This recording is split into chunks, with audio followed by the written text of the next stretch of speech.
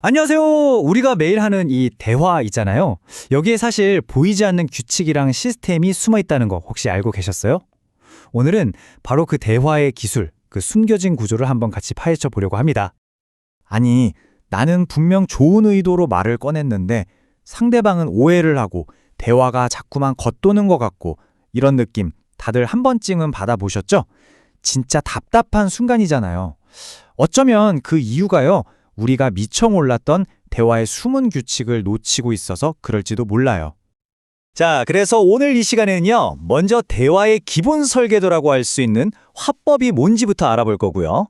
그리고 우리 대화를 보이지 않게 조종하는 그 규칙들을 파헤쳐 볼 거예요. 더 나아가서 이 규칙이 회의실이나 토론장에서는 또 어떻게 달라지는지, 심지어 학교에서는 이 중요한 기술을 어떻게 가르치고 평가하는지까지 그 모든 비밀을 지금부터 하나씩 풀어드릴게요. 자, 그럼 첫 번째 문부터 한번 열어볼까요? 바로 화법입니다. 이게 뭐냐면요, 효과적인 의사소통의 모든 것을 여는 마스터키, 그런 거라고 생각하시면 돼요. 보통 화법이라고 하면 그냥 말 잘하는 법? 이 정도로 생각하기 쉽잖아요. 근데요, 그건 정말 빙산의 일각이에요. 화법이라는 건요, 단순히 말을 뱉는 기술이 아니에요.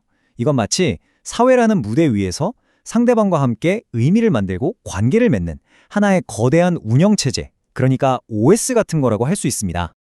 아니, 근데 이렇게 복잡한 시스템을 우리가 굳이 왜 알아야 할까요? 그건요, 단순히 정보 교환을 넘어서기 때문이에요. 좋은 화법은요, 우리 팀의 문제를 해결하는 열쇠가 되기도 하고요. 또 소중한 사람과 더 깊은 관계를 맺게 만들어주죠. 심지어는 나 자신을 더 깊이 이해하고 좀 더 비판적으로 생각하는 힘까지 길러준다니까요. 이건 그냥 말하기가 아니라 더 나은 나를 만드는 기술인 거죠. 자, 그럼 이제 본격적으로 대화의 엔진룸으로 한번 들어가 볼까요? 모든 성공적인 대화, 그 뒤에는요, 사실 우리가 매일 무의식적으로 쓰고 있는 두 가지 아주 강력한 원리가 숨어 있습니다. 철학자 폴 그라이스가 이런 말을 했어요. 이 말이 첫 번째 원리를 아주 잘 보여주는데요. 핵심은 바로 이거예요. 대화는 혼자 하는 쇼가 아니다. 함께 만들어가는 팀 스포츠다. 그러니까 서로 같은 목표를 향해서 협력해야 한다는 거죠. 이 팀플레이 원칙에는요, 네 가지 세부 전술이 있어요. 자, 첫째, 필요한 정보만 딱 주는 양의 규칙이에요. 누가 어제 뭐 했어요? 물었는데 막 자기가 태어난 얘기부터 시작하면 안 되잖아요. 그렇죠? 둘째, 진실만 말하는 질의 규칙. 당연한 얘기 같지만 정말 중요해요. 셋째는 대화 주제에 맞는 말을 하는 관련성의 규칙. 갑자기 딴소리하면 대화가 산으로 가죠. 그리고 마지막으로 명확하게 말하는 태도의 규칙. 횡설수설하지 않는 거예요. 진짜 이 네 가지만 딱 의식해도 대화의 퀄리티가 확 달라질 거예요. 자, 그런데 한번 생각해 보세요. 방금 말한 이 네 가지 규칙을 완벽하게 다 지키면서 당신 의견은 틀렸네요. 이렇게 직설적으로 말하면 어떨까요? 뭔가 협력적이긴 한데 기분은 좀 그렇죠? 그래서 바로 두 번째 원리가 필요한 겁니다. 그게 바로 공손함이에요. 이 공손함의 원리는요, 한마디로 역지사지라고 생각하면 딱 맞아요. 상대한테 뭘 부탁하기 전에 내가 먼저 도와주고, 나 잘났다고 내세우기보다는 상대를 칭찬해주고, 그리고 그건 틀렸어요. 이렇게 말하기 전에 그 부분은 저도 동의하는데요. 혹시 이 부분은 어떨까요? 이렇게 시작하는 센스. 바로 이런 것들이 자칫 삐걱거릴 수 있는 관계를 부드럽게 만들어주는 윤활유 역할을 하는 거죠. 자, 이제 이론은 이쯤 하고요. 그럼 이 협력과 공선이라는 두 가지 규칙이 실제 게임, 예를 들어서 토의나 토론에서는 어떻게 적용될까요? 이게 진짜 재밌는데 경기장이 바뀌면 룰도 완전히 바뀝니다. 가장 대표적인 예가 바로 토의와 토론이죠. 차이가 명확하게 보이죠? 토의는 뭐냐면 모두가 힘을 합쳐서 최선의 답을 함께 찾아가는 협력의 장이에요.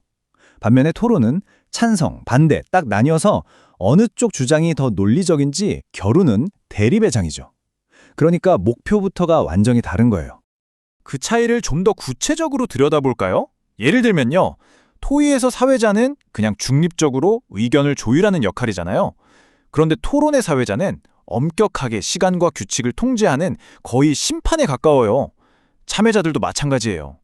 토의에서는 모두가 함께 답을 찾는 동료지만 토론에서는 내 주장을 끝까지 지켜내야 하는 변호사가 되는 거죠. 목표가 다르니까 역할도 이렇게 달라지는 겁니다. 진짜 흥미롭지 않나요? 그리고 이게 비단 토의나 토론에만 해당되는 얘기가 아니에요. 생각해보세요. 면접관 앞에서는 공손함을 지키면서도 나를 아주 효과적으로 어필을 해야 하잖아요. 또 비즈니스 협상에서는 협력을 통해서 서로 윈윈하는 지점을 찾아내야 하고요. 결국 모든 말하기는 저마다의 목표와 규칙을 가진 서로 다른 종류의 게임이라고 볼 수 있는 거죠. 자, 이렇게 화법이 복잡하고 또 중요하니까 이걸 그냥 알아서 배우라고 할 수는 없겠죠? 그래서 체계적인 교육이 필요한 겁니다. 왜 이게 학교 교육에서 핵심 역량 중 하나로 다뤄지는지 지금부터 같이 한번 살펴보시죠. 이게 좀 놀라실 수도 있는데 우리가 오늘 이야기한 이 화법이요. 우리나라 국어 교육 과정에서 아주 중요한 한 축을 담당하고 있어요. 그러니까 단순히 글을 읽고 쓰는 것뿐만 아니라 잘 말하고 잘 듣는 능력을 국가 차원에서 가르치고 있다는 거죠. 실제 교육 과정을 한번 볼까요? 초등학교 저학년 때는 친구말을 잘 듣고 내 생각을 말하는 아주 기초적인 듣기, 말하기부터 배워요. 그러다가 학년이 올라가면서 점점 더 복잡한 토의나 토론으로 발전하고요. 나중에는 고등학교에서 화법과 작문이라는 아예 독립된 과목으로까지 배우게 되죠. 이 정도로 아주 체계적인 로드맵에 따라서 의사소통 전문가를 키워내도록 설계가 되어 있는 겁니다. 자, 이제 마지막 퍼즐 조각이 남았습니다. 이렇게 체계적으로 가르친다면 과연 평가는 어떻게 할까요? 좋은 말하기랑 그렇지 않은 말하기를 어떻게 객관적으로 잴 수 있을까요? 사실 말하기 능력이라는 게 수학 문제처럼 딱 정답이 있는 게 아니잖아요. 그래서 평가하기가 정말 까다로워요. 주관이 들어갈 수도 있고요. 하지만 교육 현장에서는 이 문제를 해결하기 위해서 아주 효과적인 방법들을 쓰고 있습니다. 그중 하나가 바로 포트폴리오 평가라는 건데요. 이거 뭐냐면 딱 한 번의 발표나 토론으로 점수를 매기는 게 아니에요. 일정 기간 동안 학생이 했던 다양한 말하기 과제들을 싹 모아서 그 성장 과정 전체를 평가하는 방식인 거죠. 결과뿐만 아니라 과정까지 본다는 점에서 정말 의미 있는 평가 방법이라고 할 수 있어요. 포트폴리오 평가를 할 때 쓰는 비밀 무기가 있어요. 바로 이런 평가 기준표. 우리가 루브릭이라고 부르는 건데요. 이게 바로 그 비밀을 푸는 열쇠입니다. 쟤는 말을 잘해. 같은 막연한 개념을요. 내용의 논리성, 표현의 적절성, 목소리 톤, 심지어 듣는 태도까지 아주 구체적인 항목으로 잘게 쪼개서 점검하는 거예요. 이렇게 하면 훨씬 더 객관적인 평가가 가능해지는 거죠. 자, 그럼 오늘 길었던 여정 핵심만 딱딱 짚어서 정리해 볼까요? 꼭 기억하세요. 첫째, 대화는 감이 아니라 시스템이다. 둘째, 성공의 열쇠는 협력과 공손의 황금 비율에 있다. 셋째, 경기장, 즉 상황이 바뀌면 규칙도 바뀐다는 걸 절대 잊지 마세요. 그리고 가장 중요한 마지막, 이 모든 건 배울 수 있고 연습할 수 있는 기술이라는 사실입니다. 자, 오늘 우리는 대화라는 아주 익숙한 세계에 숨겨진 지도를 함께 펼쳐봤습니다. 이제 이 지도를 들고 직접 탐험에 나서는 건 바로 여러분의 몫이에요. 오늘 배운 여러 규칙들 중에서 딱 하나만 골라서 이번 주에 한번 실천해 본다면 어떤 걸 해보시겠어요? 필요한 만큼만 말하기? 아니면 상대방 의견에 일단 동의해주기? 어떤 것이든 좋습니다. 그 작은 변화 하나가 여러분의 대화를 그리고 여러분의 관계를 바꿔놓을 수 있을 거예요. 안녕하세요. 혹시 중요한 발표나 면접 같은 거 앞두고 아니면 누군가랑 좀 진지한 얘기 나눌 때 있잖아요. 이걸 어떻게 말해야 내 마음이 잘 전해질까? 이런 고민 한 번쯤은 다들 해보셨죠? 오늘은 바로 이 말하기, 우리가 보통 화법이라고 부르는 거요. 여기에 대해서 여러분이 보내주신 국어교육 자료들 보면서 좀 깊게 파헤쳐 보려고 합니다. 뭐랄까, 그냥 교과서 설명 말고요. 진짜 내일부터 바로 써먹을 수 있는 그런 실용적인 이야기들을 좀 얻어가는 게 저희 목표입니다. 이번 시간을 통해서 이 화법이라는 게 단순히 말만 주고받는 그런 기술적인 걸 넘어서요. 서로 생각이나 감정을 어떻게 나누고 또 관계는 어떻게 만들어 가는지, 더 나아가서는 우리가 속한 공동체에까지 어떤 영향을 미치는지 그런 흥미로운 점들을 같이 한번 발견해 보려고 해요. 자, 그럼 바로 시작해 볼까요? 우선 화법, 이게 정확히 뭘 말하는 건지 그거부터 좀 짚어야 할 것 같아요. 그냥 단순히 말 잘하는 법, 이거랑은 좀 다른 거죠. 자료들을 보니까 언어를 사용해서 생각이나 느낌을 나누고 또 함께 의미를 만들어가는 일종의 사회적 상호작용이다, 이렇게 정의되어 있더라고요. 네, 맞습니다. 그 핵심 키워드가 바로 상호작용, 그리고 의미 구성에 있어요. 그러니까 나 혼자 말을 잘하는 게 중요한 게 아니라 듣는 사람, 그리고 우리가 처한 그 상황이 있잖아요, 맥락. 그 안에서 다 같이 의미를 만들어가는 과정이다, 이 말이죠. 뭐 공식적인 회의나 발표처럼 좀 딱딱한 상황도 있겠지만 친구랑 편하게 수다 떨거나 가족끼리 얘기하는 것처럼 좀 비공식적인 상황에서도요, 이 화법은 계속 작동하고 있는 거예요. 그리고 중요한 건 이 모든 과정들이 사실 눈에 보이지 않는 어떤 사회적인 약속 또 규칙 속에서 이루어진다는 점이죠. 아, 그래서 단순한 말하기 기술 이걸 넘어서는 거죠. 의사소통 능력에서 정말 중요한 한 축이라고 할 수 있습니다. 아, 그렇군요. 그러니까 그냥 유창하게 술술 말하는 그런 스킬이 아니라 상대방이랑 상황을 다 고려하면서 의미를 함께 만들어가는 그 과정 자체가 화법이다. 와, 진짜 생각해보면 우리가 매일 겪는 뭐 회의나 협상 아니면 친구랑 좀 다퉜을 때 푸는 거 이런 모든 소통 상황이랑 다 연결되는 거네요. 진짜 중요한 능력이네요. 자료들 보니까 학교 국어 시간에도 이 화법 능력을 엄청 중요하게 다루더라고요. 네, 그렇습니다. 이게 뭐 개인의 성공적인 삶, 그리고 또 건강한 사회생활을 위해서 정말 필수적인 역량이기 때문이죠. 특히 그 2022 개정 교육과정을 보면은요, 화법 교육의 목표가 단순히 뭐 정보 전달 잘하고 설득 잘하고 이런 능력 향상에만 있는 게 아니에요. 더 나아가서 비판적이고 또 창의적으로 생각하는 힘을 기르고 그걸 통해서 문제를 해결하고 다른 사람들과 좀 원만하게 관계 맺고 결국에는 공동체 발전에 기여하는 그런 시민으로 성장시키는 데 목표를 두고 있더라고요. 와, 예전보다 훨씬 더 넓고 깊은 차원에서 이 화법의 중요성을 보고 있는 거죠. 저는 그냥 말 잘하는 법 배우는 건 줄 알았는데 이게 생각하는 방식, 관계 맺는 방식, 심지어 더 나은 사회 만드는 거랑도 연결된다니. 와, 정말 중요한 얘기네요. 그럼 이렇게 중요한 대화가 좀 더 부드럽고 또 효과적으로 이루어지려면 뭔가 비결 같은 게 있을까요? 자료에 보니까 협력의 원리라는 개념이 나오던데 이게 좀 재밌어 보이더라고요. 개념인데요. 우리가 대화할 때 서로 말은 안 하지만 암묵적으로 이 정도는 좀 지키면서 얘기하자 하고 약속하는 거랑 비슷한 원리예요. 크게 4가지 정도로 얘기하는데요. 이걸 뭐 다 달달 외울 필요는 없고요. 핵심 아이디어를 아는 게 중요해요. 네네. 예를 들면 필요한 만큼만 정보를 딱 제공하고 너무 길거나 짧지 않게요. 양의 경률. 그리고 진실하고 좀 근거 있는 말을 하고 거짓말이나 뭐 억측은 피해야겠죠. 질의 경률. 또 대화 흐름에 맞는 관련 있는 이야기를 하고 관련성의 경률. 마지막으로 모호하지 않게 명료하게 말하는 것.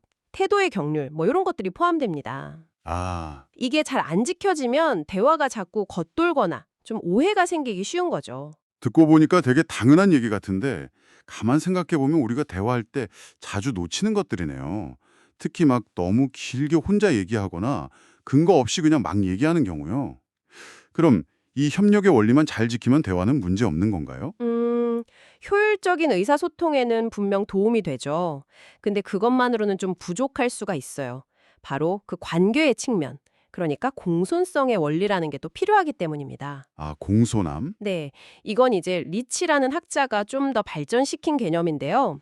쉽게 말하면 상대방을 좀 배려하면서 정중하게 말하는 방식이에요. 예를 들어 상대방한테 부담 주는 표현은 좀 줄이고 이익을 주는 표현은 늘리는 거. 이게 요령의 경륜이고요. 네. 또 상대방을 칭찬하고 비난은 좀 줄이는 거. 이건 찬동의 경륜. 그리고 자신을 좀 낮추고 겸손하게 표현하는 거. 이게 겸양의 경륜. 뭐 이런 것들이 대표적이죠. 아, 그럼 예를 들어서 문 좀 닫아 이렇게 말하는 대신에 어우, 죄송한데 문 좀 닫아 주실 수 있을까요? 이렇게 묻는 게 요령의 경륜이고 상대방 의견에 대해서 그 생각도 일리가 있네요. 이렇게 말해주는 게 찬동의 경륜. 뭐 이런 거군요. 네, 정확히 이해하셨네요. 바로 그런 거죠. 이 협력의 원리랑 공손성의 원리가 어떻게 보면 효과적인 소통의 두 기둥 같은 거예요. 근데 여기서 좀 생각해 볼 점은요. 이 2가지 원리가 어떨 때는 서로 좀 부딪힐 수도 있다는 거예요.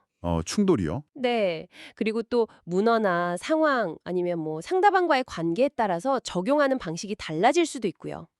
예를 들어서 너무 공손하게만 말하려고 하다 보면 협력의 원리 중에 명료하게 말하기 이게 좀 어려워질 수도 있거든요. 그렇죠. 막 돌려 말하다 보면. 맞아요. 그래서 그냥 기계적으로 규칙을 딱딱 지키기보다는 그 상황에 맞게 좀 유연하게 적용하는 그런 지혜가 필요한 거죠. 와, 정말 그렇네요. 효율성이랑 관계 유지, 이 사이에서 균형을 잡는 게 되게 중요하겠군요. 아, 진짜 말 너머에 그런 섬세한 고려가 필요하다는 생각이 드네요. 근데 우리가 소통할 때 말의 내용 말고도 다른 요소들도 되게 중요하게 작용하잖아요. 왜 흔히 아다르고 어다르다 이런 말도 있고요. 자료에서 보면 비언어적 표현, 준언어적 표현 이런 거 중요하다고 계속 나오던데요. 아주 중요한 지적입니다. 사실 우리가 메시지를 받아들일 때요, 그 말의 내용 자체보다 어떻게 말하는지가 어떨 땐 더 큰 영향을 미친다는 연구 결과도 있어요.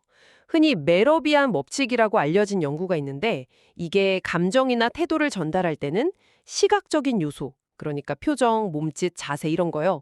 이게 55% 정도 영향을 미치고 청각적 요소, 목소리 톤이나 크기, 속도, 억양 같은 거. 이게 한 38% 정도? 와, 그리고 정작 언어적인 내용 자체는 7% 정도에 불과하다는 거예요. 7%요?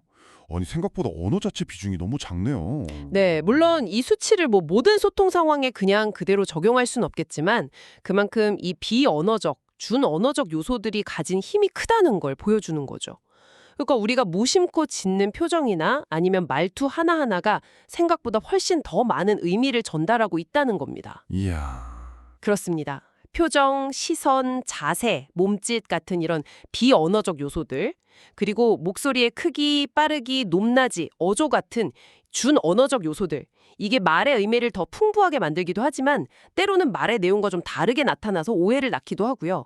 아니면 오히려 그 사람의 숨겨진 진심을 드러내기도 하죠. 아, 맞아요. 입으로는 괜찮아 하는데 표정은 완전 안 괜찮을 때 있잖아요. 그쵸. 목소리가 막 떨린다거나 그러면 듣는 사람은 아, 이 사람 괜찮지 않구나 하고 해석하게 되는 거죠. 그래서 효과적인 소통을 위해서는 상대방의 그런 비언어적 신호를 좀 민감하게 읽어내는 능력도 필요하고요. 동시에 내 비언어적 표현이 내가 전달하려는 메시지랑 잘 맞는지 이걸 좀 의식적으로 관리하는 노력도 필요한 거죠. 듣고 보니 이거 뭐 발표나 면접처럼 중요한 자리뿐만 아니라 그냥 평소 대화할 때도 진짜 신경 써야 할 부분이네요. 상대방 표정이나 목소리 톤 변화, 이런 거 놓치지 않는 것만으로도 훨씬 더 깊은 소통이 될 것 같아요. 자, 그럼 이제 좀 더 구체적인 화법 종류로 넘어가 볼까요? 자료에서 좀 비중 있게 다루는 게 토론이란 발표던데 이거에 대해 얘기 나눠보죠.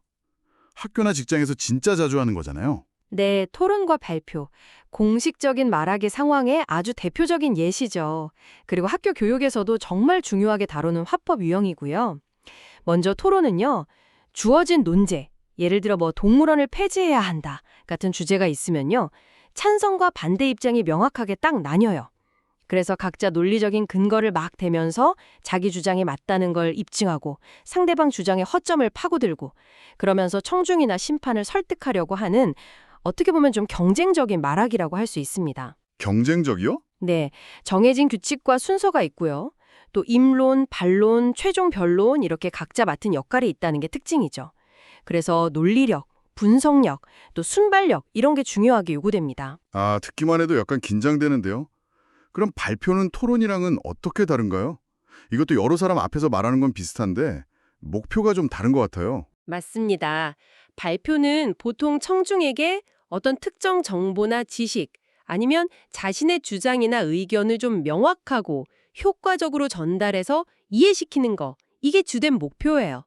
토론처럼 막 실시간으로 반박하고 공격하고 이런 형태는 아니지만 그래도 듣는 사람의 생각이나 태도 변화를 이끌어내야 할 때도 있으니까 설득적인 요소도 포함하죠. 성공적인 발표를 위해서는 우선 듣는 사람이 누군지, 뭐 지식 수준이나 관심사 같은 거요. 이걸 먼저 분석하고 전달할 내용을 좀 체계적으로 구성하고 또 PPT나 영상 같은 시각 자료를 효과적으로 활용하는 그런 전략이 중요합니다. 네. 그리고 아까 얘기했던 그 비언어적, 준언어적 요소들 있잖아요. 자신감 있는 목소리, 자연스러운 시선 처리, 적절한 제스처 같은 거 이런 것들이 메시지 전달력을 높이는 데 아주 결정적인 역할을 하죠. 결국 발표의 핵심 질문은 이거예요.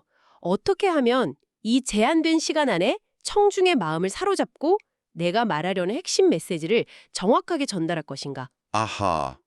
토론이 약간 논리와 근거를 통한 설득 싸움이라면 발표는 명료한 구성과 전달력을 통해서 이해시키고 설득하는 과정이다. 이렇게 볼 수 있겠네요. 와, 둘 다 연습이 진짜 중요하겠어요.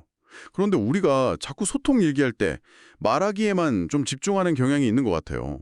근데 사실 듣는 것도 그만큼, 아니 어쩌면 더 중요할 수도 있지 않나요? 자료에서도 듣기의 중요성을 계속 강조하고 있더라고요. 전적으로 동의합니다. 듣기, 이게 단순히 상대방 말을 그냥 귀로 흘려듣는 그런 수동적인 행위가 절대 아니거든요. 말 속에 담긴 의미, 그리고 그 사람의 감정까지 파악하고 이해하면서 또 적절하게 반응하는 거, 아주 적극적이고 능동적인 과정이에요. 소통이라는 게 말하는 사람이랑 듣는 사람, 이 상호작용으로 완성되는 거라서 잘 듣는 능력 없이는 절대 효과적인 소통이 될 수가 없죠. 자료에서는 특히 공감적 듣기 그리고 비판적 듣기, 이 두 가지 중요한 듣기 태도를 강조하고 있습니다. 공감적 듣기, 비판적 듣기? 이름만 들으면 약간 좀 반대되는 개념처럼 들리기도 하는데요. 네, 초점이 좀 다르죠. 공감적 듣기는 상대방의 말 내용뿐만 아니라 그 사람이 처한 상황이나 감정까지 좀 깊이 이해하고 받아들이려는 태도로 듣는 걸 말해요. 상대방 입장에서 좀 세상을 바라보려고 노력하고 섣불리 막 판단하거나 비판하거나 조언하기보다는 좀 따뜻하게 이해해주고 지지해주는 게 중요하죠. 아, 친구 고민 들어줄 때처럼요? 네, 맞아요. 주로 친구 고민 상담이나 좀 위로가 필요한 상황처럼 관계 형성이 중요할 때 이 공감적 듣기가 빛을 발하죠. 반면에 비판적 듣기는요, 전달되는 정보나 주장의 타당성, 신뢰성, 논리성 이런 것들을 좀 따져보고 분석하고 평가하는 데 초점을 맞춰요. 정보가 진짜 사실인지 확인하거나 주장의 논리적인 허점은 없는지 아니면 뭐 숨겨진 의도는 없는지 이런 걸 파악하는 거죠. 합리적인 판단을 내릴 때 꼭 필요한 듣기 방식입니다. 예를 들어 토론을 듣거나 광고를 보거나 뭐 뉴스를 접할 때는 이런 비판적 듣기 능력이 필요하겠죠. 아, 그렇군요. 상황에 따라서 필요한 듣기 방식이 다르네요. 맨날 공감만 하는 것도 좀 그렇고 그렇다고 모든 말을 막 비판적으로만 들으려고 하는 것도 건강한 소통은 아닐 것 같아요. 바로 그 점이 중요합니다. 어떤 듣기 방식이 뭐 절대적으로 더 좋다? 이런 거라기보다는요. 대화의 목적이나 상황, 또 상대방과의 관계 이런 걸 고려해서 공감적으로 들어야 할 때랑 비판적으로 분석해야 할 때를 잘 구분하고 때로는 이 둘을 좀 조화롭게 활용하는 그런 유연성이 필요합니다. 뭐 집중해서 정보를 정확히 파악해야 할 때도 있고 사실적 듣기 아니면 그냥 즐겁게 감상해야 할 때도 있겠죠? 감상적 듣기. 이야, 듣는 거 하나에도 이렇게 다양한 측면과 깊이가 있네요. 그럼 요즘 학교에서는 이렇게 복잡하고 중요한 화법 능력을 실제로 어떻게 가르치고 또 평가는 어떻게 하는지 궁금해지네요. 제가 학교 다닐 때처럼 그냥 교과서 읽고 밑줄 쫙 긋고 시험 보고 뭐 이런 방식과는 좀 다를 것 같은데요. 네, 확실히 많이 달라졌습니다. 요즘 화법 교육은 실제 생활에서 진짜 써먹을 수 있는 의사소통 능력 향상, 여기에 훨씬 더 중점을 두고 있어요. 그래서 이론 설명은 뭐 기본으로 하고요. 학생들이 직접 다양한 말하기, 듣기 활동에 참여하고 경험을 통해서 배울 수 있도록 수업 방식이 많이 변하고 있습니다. 예를 들면 뭐 모의 면접이나 역할극 같은 걸 통해서 다양한 사회적 관계 속 대화 상황을 연습해 본다거나 소그룹으로 토의나 협상을 진행해 보기도 하고 직접 발표자료 만들어서 친구들 앞에서 발표하고 서로 피드백 주고받고 이런 식이죠. 와, 훨씬 역동적이네요. 네, 다루는 내용도 예전보다 훨씬 더 실생활이랑 가까운 거. 뭐 면담, 건의, 협상, 소개하기 이런 구체적인 화법 유형들을 포함하는 경우가 많아요. 훨씬 더 실용적으로 배우는군요. 학생들이 진짜 재밌어하고 실제 능력 향상에도 도움이 많이 될 것 같아요. 그럼 평가는 어떻게 해요? 발표나 토론 같은 활동은 좀 점수 매기기 애매할 것 같기도 한데. 맞습니다. 그래서 평가 방식 역시 결과 중심의 그런 지필고사보다는 과정 중심의 수행평가가 훨씬 중요해졌어요. 교사가 학생들이 뭐 토론이나 발표 아니면 토의에 참여하는 거, 그 과정을요. 미리 정해놓은 평가 기준, 예를 들면 뭐 논리성, 표현력, 듣는 태도, 협력성 이런 걸 담은 체크리스트나 평정 척도 같은 거요. 그런 걸로 꾸준히 관찰하고 기록하는 거죠. 아, 과정 자체를 보는 거군요. 네.